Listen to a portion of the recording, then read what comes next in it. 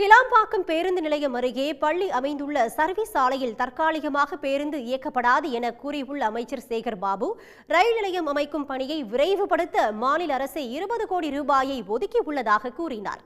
சென்னையை அடுத்த கிளாம்பாக்கத்தில் அமைந்துள்ள கலைஞர் நூற்றாண்டு பேருந்து முனையத்தில் ஆய்வு செய்த அவர் பயணிகளிடம் குறைகளை கேட்டறிந்தார். பின்னர் செய்தியாளர்களை சந்தித்த சேகர்பாபு, கிளாம்பாக்கம் சர்வீஸ் சாலையோரம் பள்ளி அமைந்துள்ளதால் அந்த வழித்தடத்தில் காலை மாலை என இரு வேளைகளிலும் தற்காலிகமாக பேருந்துகள் இயக்கப்படாது என்று கூறினார். மற்றொரு அரசு பள்ளிக்கு மாற்றுப்பாதை ஏற்பாடு செய்து தரப்பட்டிருப்பதாகவும் வரும் காலத்தில் பள்ளியை மாற்று இடத்திற்கு கொண்டு செல்ல நடவடிக்கை எடுக்கப்படும் என்றும் அமைச்சர் சேகர்பாபு தெரிவித்தார்.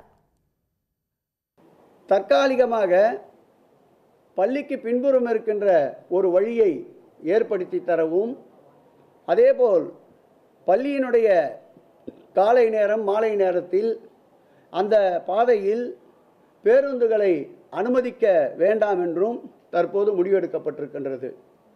அதேபோல் அருகாமையிலே இருக்கின்ற ஆதி திராவிடர் பள்ளி, அந்த பள்ளியிலும் 500க்கும் மேற்பட்ட மாணவ செல்வங்கள் படித்து வருகின்றார்கள். அந்த பள்ளியும் இந்த கிளாம்பாக்கம் பேருந்து நிலையத்தில் பேருந்துகள் வருவதால் இடையூறு இருப்பதாக கவனத்திற்கு வந்திருக்கின்றது. அதற்கும் மாற்று ஏற்பாடாக பள்ளியை ஒட்டி பின்புற வழியை பயன்படுத்தி அவர்களுக்கு தேவையான கட்டமைப்பு வசதிகளை உருவாக்கி தந்து வருங்காலத்தில் அந்த பள்ளியை வேறு இடத்திற்கு புதிய கட்டுமானத்தை ஏற்படுத்தி பள்ளியினுடைய இடத்தை மாற்றுவதற்கு இன்றைக்கு திட்டமிட்டிருக்கின்றோம். பேருந்து நிலைய முகப்பு அமைக்கும் பணிகள், பூங்கா பணிகள் உள்ளிட்டவை விரைவில் முடிவடையும் என்றும் அவர் கூறினார். மேலும் கிளாம்பாக்கத்தில் ரயில் நிலையம் அமைக்கும் பணியை விரைவுபடுத்த மாநில அரசே தற்போது 20 கோடி ரூபாய் ஒதுக்கியிருப்பதாகவும் அமைச்சர் சேகர்பாபு குறிப்பிட்டார். குறிப்பாக கிளாம்பாக்கம் பேருந்து நிலையத்தில் அமைய இருக்கின்ற ரயில் நிலையம், அந்த ரயில் நிலையத்தின் பணிகளை வேகப்படுத்துவதற்கு 20 கோடி ரூபாயை சென்னை பெருநகர வளர்ச்சி குழுமத்தின் சார்பில் மாண்புமிகு முதலமைச்சர் அவருடைய உத்தரவுக்கு ஏற்ப வழங்கியிருக்கின்றோம்.